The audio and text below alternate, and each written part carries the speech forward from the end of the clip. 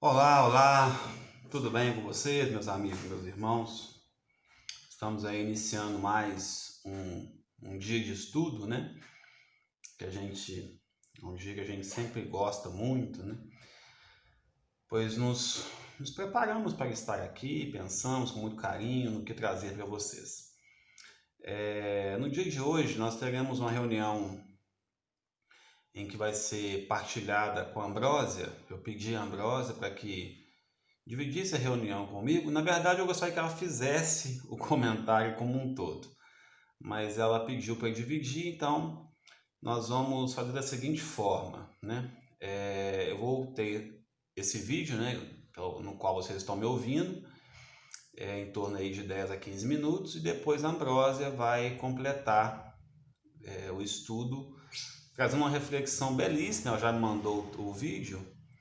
Então eu fiz da seguinte forma: eu vou estar comentando, contextualizando, como sempre gosto de fazer, um pouco aquela parte do versículo ali, né? Tentando entender as nuances da percepção de Emmanuel, por que Emmanuel escolheu tal versículo. É lógico que a gente não tem condições de compreender toda a dimensão do raciocínio do benfeitor Emmanuel, mas a gente faz as nossas conjecturas, temos as nossas percepções, né? Então vou fazer uma fala inicial comentando um pouco o versículo, talvez o título, né? E vou deixar o texto mais por conta da Ambrosa, porque ela fez uma reflexão lindíssima, lindíssima. Trouxe uma percepção que eu confesso a vocês que eu não tinha tido.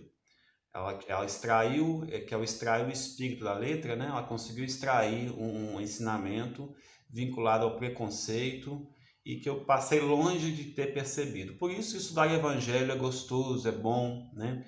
Ainda mais quando é em grupo, porque cada um acaba tendo um olhar da mensagem luminífera de Jesus. Por isso que estudaremos o evangelho por toda a eternidade. Eu tenho essa percepção. É evidente que virão novos ensinamentos, novas lições, né? Com o passar dos milênios, mas o evangelho, da forma que está, será ainda um manancial de estudo para nós durante muitos e muitos milênios, arrisco a dizer, né? Porque nós estamos falando de uma mensagem de um espírito puro. Então, quando ele deixa o seu rastro de luz, é para que nós consigamos um dia chegar até ele. Nós estamos milênios de distância de Jesus. Por isso que a sua mensagem continuará sendo estudada durante muito e muito tempo, ok? Bom, nós estamos estudando, né, os textos de Emmanuel, e hoje vamos estar estudando o texto que a nossa companheira Rosi leu para nós, do Fonte Viva, cujo título é Mudança, né, Rosi? É o capítulo 175, em que o versículo de estudo é: mas não o receberam porque tinha o propósito de se dirigir a Jerusalém. Não receberam quem, né? Eu vou ler, como eu sempre gosto de fazer, é uma passagem pequena, vou ler o contexto bíblico como um todo, para que todos possam compreender de onde está saindo. Isso começa lá em Lucas 9:51, passa pelo versículo 9:53, que é o nosso estudo, né? E vai até Lucas 9:56. Então, o evangelista nos diz assim, meus irmãos, olha só. E sucedeu que, ao se completarem os dias de sua elevação, ele manifestou firme propósito de ir para Jerusalém. Ele deixou anjos perante a sua face, indo entraram em sua aldeia de samaritanos para preparar-lhe hospedagem. Aí vem um versículo nosso de estudo. Mas não o receberam, porque tinha o propósito de se dirigir a Jerusalém. E aí vem a sequência agora. Vendo isso, os discípulos Tiago e João disseram: Senhor, queres que digamos para descer fogo do céu a fim de o destruir? Voltando-se, ele os repreendeu. Não sabeis de que espírito sois? Pois o Filho do Homem não veio para destruir a vida dos homens, mas para salvá-la, e foram para outra aldeia. Muito bem. Então, quando a gente está estudando esse versículo que fala não o receberam, a gente consegue entender pelo texto bíblico que Jesus manifestou, após aquela passada transfiguração, tudo que nós já estudamos aí, estava na região da Galileia, e ele manifestou o desejo de ir até Jerusalém, né? Não só isso, ele pediu que eles passassem pela Samaria. Talvez seja um conhecimento comum para alguns, mas pode ser que para alguns não tenha essa informação, né? No tempo de Jesus, existiam dois caminhos que ligavam a Galileia à Judéia. A Galileia é aquela região em que Jesus vivia. Vou tentar mostrar um mapa aqui, meus irmãos, talvez fique mais fácil vocês visualizarem isso. Deixa eu pegar aqui. No livro Primícias do Reino, nós estamos estudando, né? Não precisamos ter pressa, não é verdade? Então a gente vai adaptando o estudo também à medida que vão surgindo as ideias. No livro Primícias do Reino, vou tentar mostrar, ver se consegue acompanhar. No final dele tem um mapinha da Palestina, Primícias do Reino, da Amélia Rodrigues, né? Que é um livro fantástico, de Divaldo Franco, psicografia do Divaldo Franco. Tem um mapinha que mostra aquela região da Palestina no tempo de Jesus. O mapa é esse aqui, ó. Vê se conseguem acompanhar, tá? Tá ruim, né? Vamos lá, vamos tentar explicar esse mapa aqui mais ou menos, ó. Vejam bem, essa região aqui, tá vendo? É uma lagoa, é um lago, né? Aqui a gente tem o mar Mediterrâneo e aqui a gente tem um lago. Aqui é o lago de Genezaré, onde ficava Cafarnaum, a casinha de Pedro, né?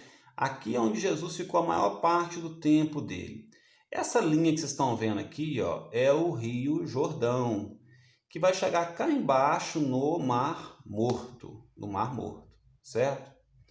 Então, olha aqui, Samaria. Para chegar, então Jesus ficava aqui, Jerusalém está cá embaixo, perto do Mar Morto. Não estou conseguindo identificar onde que está, mas está cá embaixo, perto do Mar Morto. Jesus vivia aqui.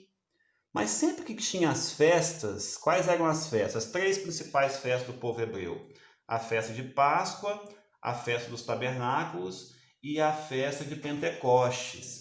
Sempre nessas três festas era tradição do povo hebreu, e Jesus vivia como hebreu, que o homem, que todo varão, se possível, deveria ir ao templo. O templo ficava onde? Em Jerusalém. Então Jesus tinha que descer dessa região, que é onde ele ficava a maior parte do tempo, descer pelo Rio Jordão e chegar aqui embaixo na região de Jerusalém, que é onde existia o templo, certo?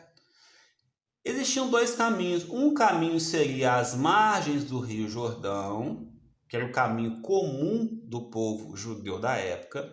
E existia um outro caminho que passava numa região mais montanhosa, que é onde a minha caneta está passando aqui, ó, que tinha que entrar no território da Samaria. Então, quando Jesus pede a Tiago e João para ir até buscar hospedagem, né? É porque existia uma grande briga entre samaritanos e o povo judeu. Os samaritanos também eram hebreus. Deixa eu tentar explicar de maneira bem sucinta essa história. Olha só. Nós temos os três grandes patriarcas do povo hebreu. Quais são? Abraão, Isaque e Jacó. Esse Jacó depois viria a ser chamado de Israel, certo? Por isso que fala as 12 tribos de Israel. Porque Jacó, que é o terceiro do patriarca, ele teve 12 filhos com as suas esposas. Se eu não me engano, eram 2 mulheres e 2 amantes. Com essas 4 mulheres, ele teve 12 filhos, que geraram, e isso é uma promessa, tá lá no Pentateuco, de que os descendentes de Jacó herdariam a terra prometida. Então, Jacó, antes de morrer, instituiu as tribos para cada um dos seus filhos, ok? Isso lá mais ou menos 1000 e pouco antes de Cristo. Depois nós temos 3 grandes reis.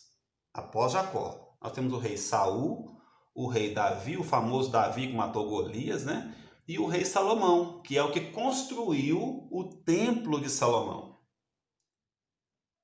O famoso Templo de Salomão. O Templo de Salomão foi construído à custa do esforço do povo. E o povo tinha que pagar.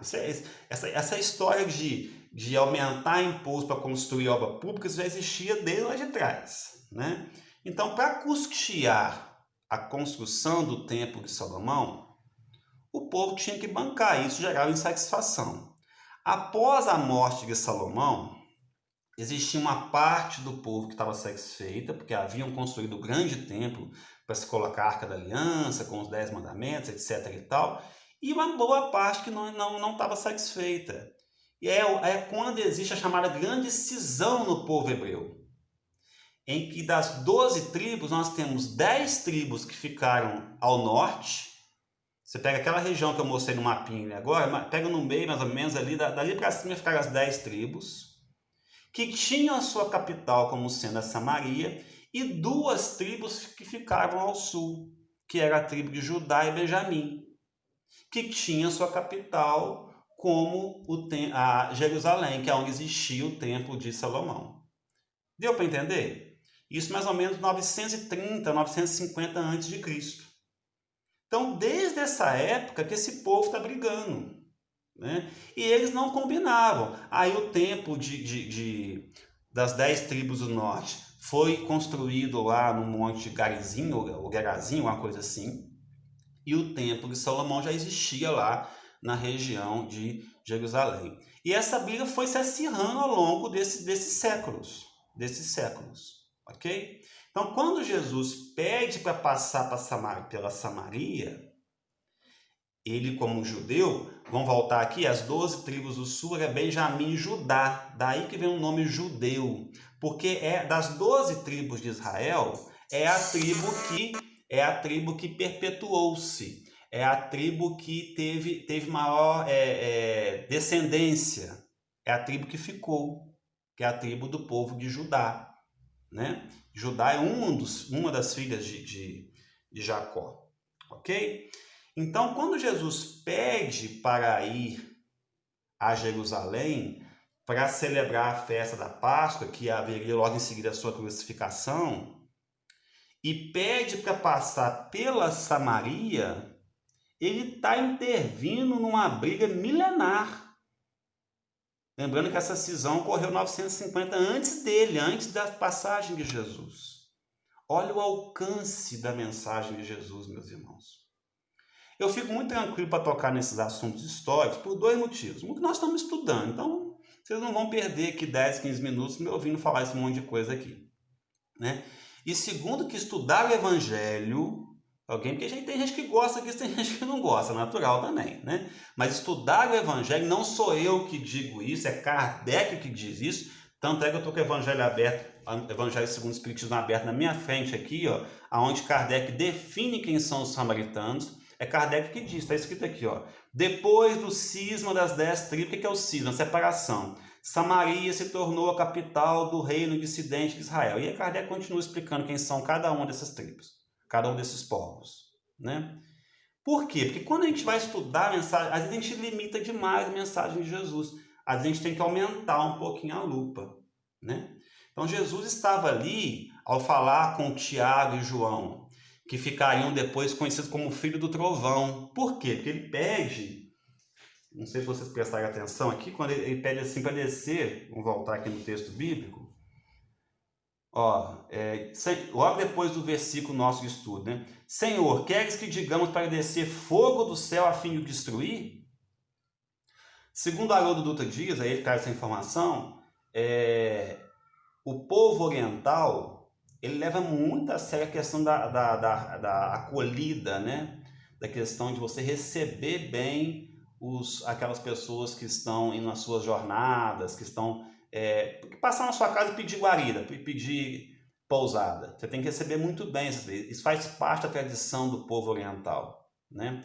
Então, quando Tiago e João vão até uma vila na Samaria e tentam pousada e não conseguem, eles ficam muito irritados, Mas essa irritação se dá por dois motivos. Uma porque quem negou a pousada estava quebrando um código de ética muito sério do povo hebreu, e segundo porque quem quebrou era um samaritano. E o Tiago e João, como judeus, tinham ódio dos samaritanos. Então Jesus ele estava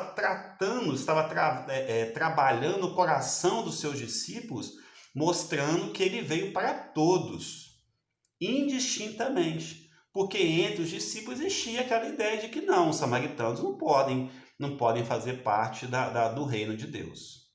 Ok, meus irmãos? Então, olha a profundidade. E um outro detalhe importante para encerrar a minha fala, eu quis apenas trazer essa contextualização um pouco mais histórica. Nós vamos estudar logo na frente mais duas passagens. Uma em que Jesus tem um encontro, nessa mesma viagem que Jesus faz pela Samaria, ele tem um encontro com a mulher samaritana no poço de Jacó. E depois, lá na frente, quando um doutor da lei questiona ao Cristo qual o maior de todos os mandamentos, e que Jesus volta com a pergunta para ele, o que diz a Escritura? E eles respondem, né? Amarás o Senhor teu Deus de todo o vosso coração, etc e tal. E Jesus fala para ele, faze isso. E aí ele questiona, o doutor da lei continua questionando, mas quem é meu próximo? E aí ele conta o quê? A parábola do bom samaritano. Olha que bonito esse enredo. Jesus está lá na Galileia, já sabendo que precisaria, já chegava próximo à sua crucificação, ele pede aos seus discípulos, precisamos ir a Jerusalém. Até aí tudo bem, os discípulos não estranharam, mas ele completa, eu quero passar pela Samaria. Porque ele precisava deixar essa lição, ó, precisamos passar pela Samaria, eu vou encontrar lá com a mulher samaritana, e depois vai haver a parábola do bom samaritano. Muito bonito isso, né? Então, quando Emmanuel traz o título do texto, Mudança, ele está falando da mudança em nós, ir a Jerusalém, é passar pela Samaria, é passar pelos seus desencontros, é passar pelas suas dificuldades, para encontrar lá na frente de Jerusalém o quê? A crucificação. Sério e profundo isso. Estamos um pouco distantes de compreender isso em toda a sua essência. Mas mudança também no texto de Emmanuel quer dizer a mudança de um paradigma de um povo que precisava compreender que somos todos irmãos.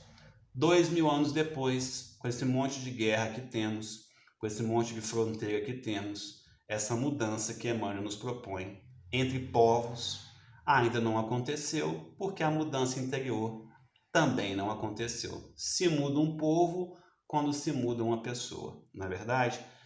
Era essa a mensagem, até passei um pouquinho dos 15 minutos, vocês me perdoem. É uma fala um pouco mais histórica, mas eu acho importante a gente compreender esse contexto. Sempre que falar agora em samaritano, lembrem disso. É uma briga muito séria que existia entre aquele povo, né? Forte abraço, meus irmãos. Agora eu vou postar o vídeo da Ambrosa, que aí ela vai entrar, aí sim, ela vai extrair o espírito da letra. Um abraço a todos.